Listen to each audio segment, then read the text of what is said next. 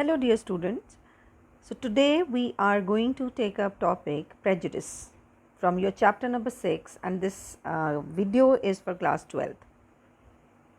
So today we'll talk about prejudice, that is a prejudgment or forming an opinion before becoming aware of the relevant facts of a case. The word is often used to refer to preconceived, unfavorable judgments toward a people or a person because of their gender, belief, class, age, disability. Without knowing exactly about them, we make judgments, that is your prejudice. So it can be positive or negative evaluation of another person based on the perceived group. So there are the different terms overlap with this prejudice, that is discrimination and stereotyping. We try to understand the difference between all of these three. So what is stereotype? Stereotype is, like you can see in this picture, over generalized idea about a group of people. And then comes prejudice, that we have already discussed. Then discrimination, an action based on prejudice. Prejudice is a kind of attitude, and because of that attitude, when we behave, when we do some kind of action, that becomes discrimination. You can see from here also, prejudice means prejudgment, unfavorable attitude towards a social group and its members, and discrimination is harmful actions directed toward the person or groups who are the targets of prejudice. Now there are different types of prejudice like age prejudice, disability, gender, class prejudice, sexual orientation prejudice, then race and ethnic prejudice. Now gender prejudice, it is a gender stereotype, refers to an attitude that all members of a particular gender, all women, all girls, all men and all boys are certain type of person.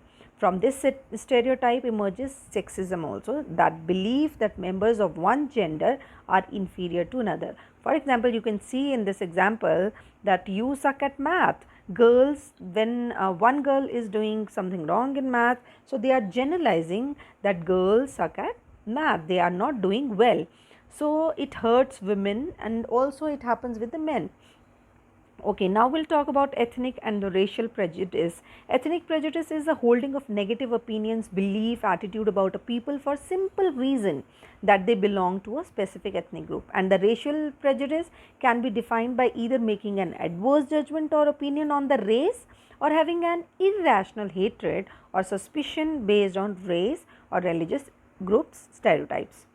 Now age prejudice. Ageism reflects a prejudice in society against older adults. Ageism can be defined as any attitude, action, or institutional structure which subordinates a person or group because of the age, or any assignment of role in society purely on the basis of age.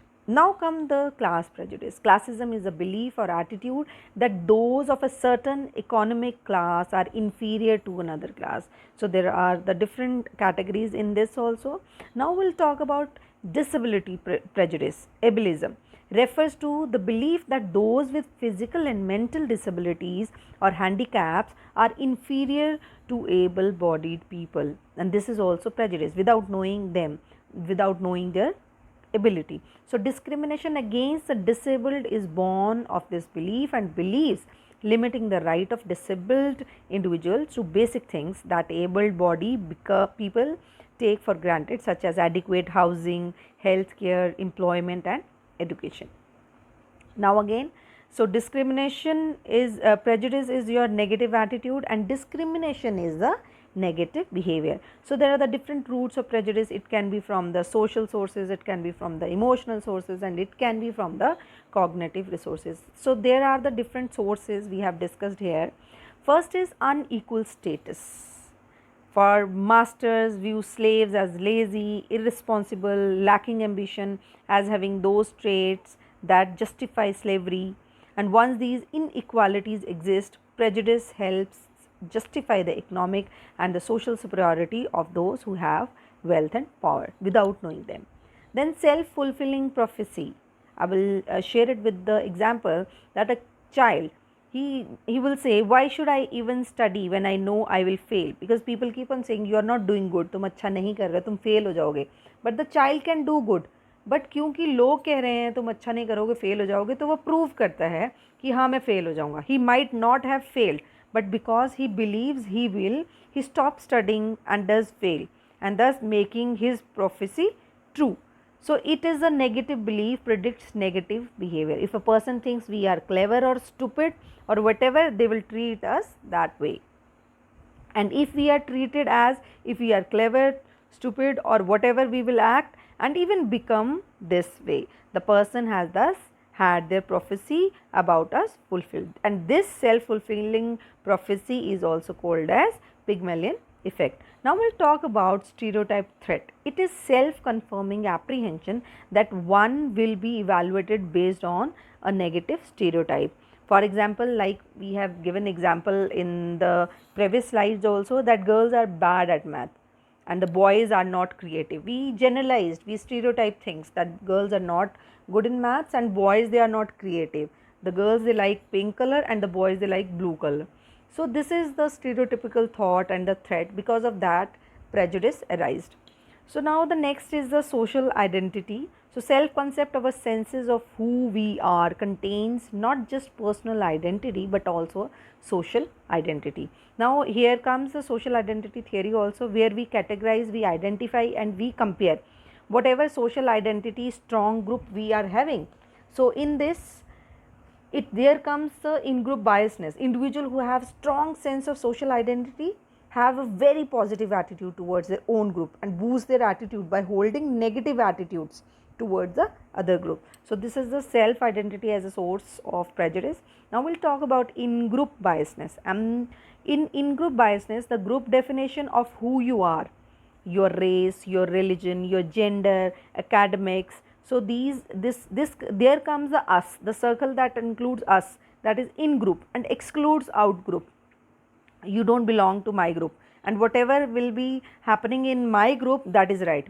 बेशक वो गलत भी है, but आपके group की इतनी strong power हो जाती है कि आप बोलते हो कि मेरा ग्रुप जैसा है वो सही है. अगर वो नेगेटिव बात भी बोल रहा है तो किसी के लिए, तो आप उसको भी मानोगे. So this is called as in group biasness and due to human quest for a positive self concept.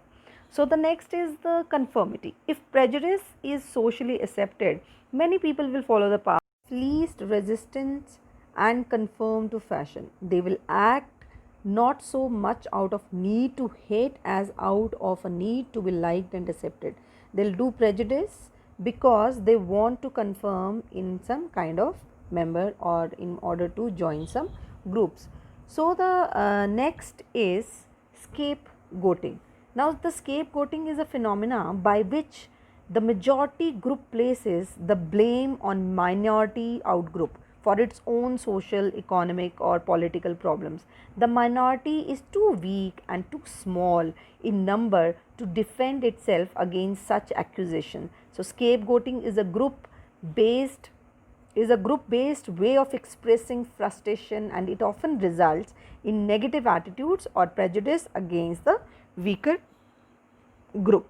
So this is all about prejudice and the sources that leads to the prejudice. And I would like to say in the end that we should always avoid, somewhere we are doing these kind of prejudice and discrimination, we should avoid these prejudice and discrimination. And thank you, and I have